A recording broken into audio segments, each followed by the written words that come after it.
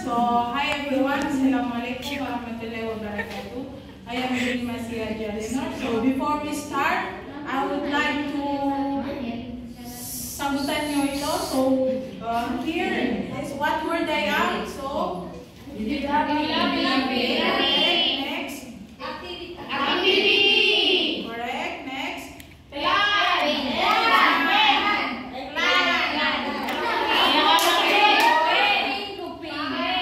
Our topic today is developing plan activity. So, our learning outcomes is the first one, explain the significance of each component in facilitating student learning. So, matatakal natin yung component ng activity plan.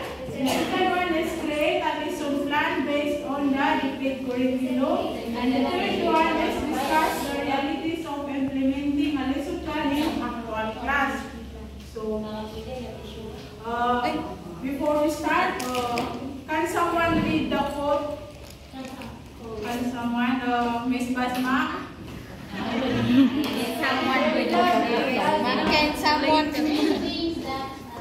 Great things not done by impulse, but by a series of small things brought together. So, what did you understand? So, para sa akin,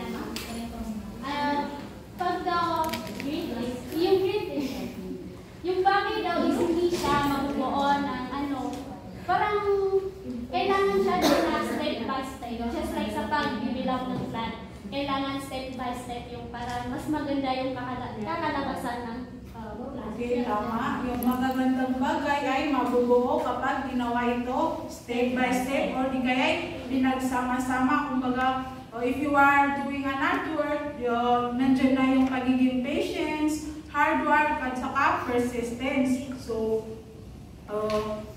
in developing an activity plan, lesson plan is a detailed guide for teacher, providing structure for teaching, learning, assessment, and classroom management. So, magkaiba yung lesson plan at saka activity plan. So, this activity plan is used only in an artwork activities, focusing more on hands-on activities than lectures or discussion. And depending on the school, teacher, or program, an activity plan can range from a simple written outline to a complete scripted instruction. So here we are going to discuss about the components of an activity plan. So the first components in activity plan is the objectives. So, itong objectives ay nakapaloob dito yung tatlo, which is the content standard, the second one, performance standards, and learning competencies. We all know naman that the content standards is all about the cognitive domain of the student that should be accomplished. The second one is the performance standard. So, dito na magdi-demonstrate yung skills ng mga bata. Kumbaga, dito dapat yung mga bata na may pakita nila dito yung mga skills nila para makaproduce ng artwork. The last one is the learning competencies. Nakapaloob dito yung specific task na gagawin ng mga bata inside the classroom. So, the second component is the content. So, in the contents, nakapaloob dito yung key concepts o di kaya yung mga theories na ito yung certain topic na ituturo ng teacher sa mga bata. Kumbaga, kung ano ba artwork ang gagawin nila. So, the second one is yung the learning resources. Ito yung mga teacher's guide na gagamitin ng teacher. So, the third components is the preparation. So, dito yung mga student materials, logistics. In student materials, dito nakapaloob kung anong gagamitin ng mga bata sa gagawin nilang artwork. In logistics na, dito yung description of the classroom, kung ano ba yung environment na gagawa nila ng mga artworks. Then, the third one is the classroom management. Dito na i-ensure ng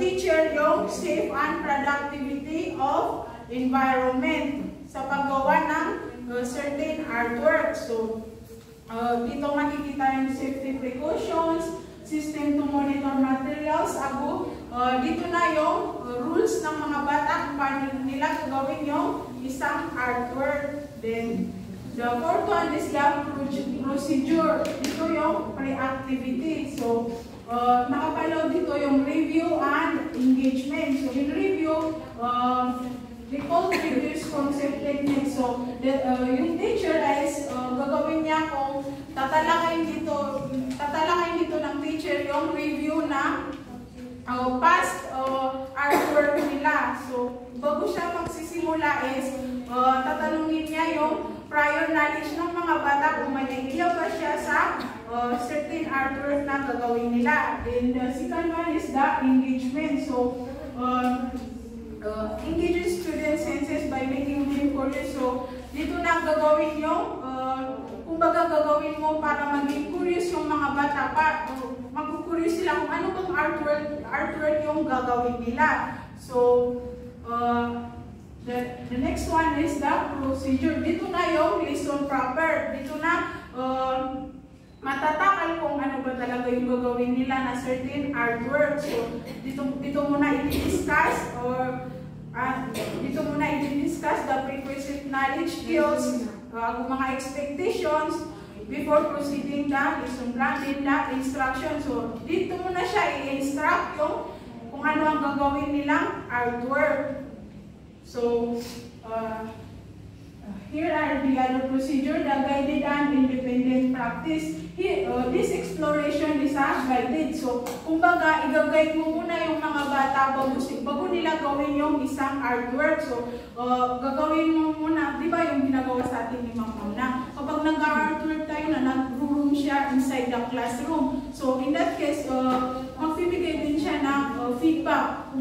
Sa guided na to is pwede kang magkamali. So, i-guide ka, kumbaga, bibigyan ka ng feedback, ito yung gawin mo para mas maging maganda. In the independent practice, which is papasok na dyan yung creation is, yung student is hahayaan mo na siyang mag-explore. I-apply niya kung anong nagawa niya sa exploration sa creation. So, kumbaga, magiging independent na siya dito. So, the fifth one is art appreciation. So, di ba, magkaiba talaga yung sa lesson plan while sa developing art activity kasi na di ba sa lesson plan na wala naman itong art appreciation. So in this developing activity plan is naka-specific dito yung art appreciation. Then in art appreciation na naka-indicate doon yung self-expression, appreciation, reflection, or conclusion. So in self-expression na dyan na natapos yung artwork ng nagawa ng mga bata. So, ikaw na teacher is, hahayaan mo yung bata na self-reflection niya yung nagawa niya. So, gagawin mo is pupuntahin mo siya sa front, then,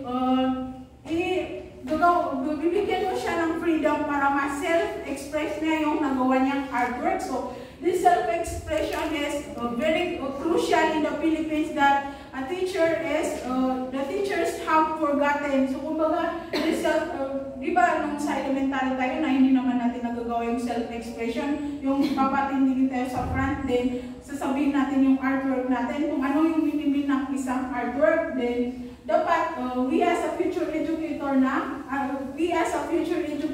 magtuturo sa arts is dapat malagay natin yung self-expression. So, kung sa self-expression is walang mali dito. Freedom yung mga bata na ibigay nila yung kanilang point of view sa isang certain artwork. Then sa appreciation is dito na isu-showcase ng mga bata yung kanilang nagawa. So kumbaga, gagawa na kayo ng, ididikit niyo sa wall yung mga artwork. Then doon na mag-room yung mga bata at titignan nila ang kanilang work, then i-appreciate nila yung isang artwork. In reflection naman or conclusion, ikaw na teacher, i-guide mo dito yung mga bata. Maaaring sabihan mo sila na ano bang naiintindihan mo or paano mo binuo itong isang artwork. So, lastly is the assessment. So, in assessment na ito yung methods na gagamitin mo kung nakuha ba or di kaya na-accomplish ba ng isang bata yung isang artwork, kung na-deep in knowledge niya ba sa sarili niya yung paggawa ng isang artwork, at saka malaya ba niya itong nagawa. So, I think that will be all. Thank you.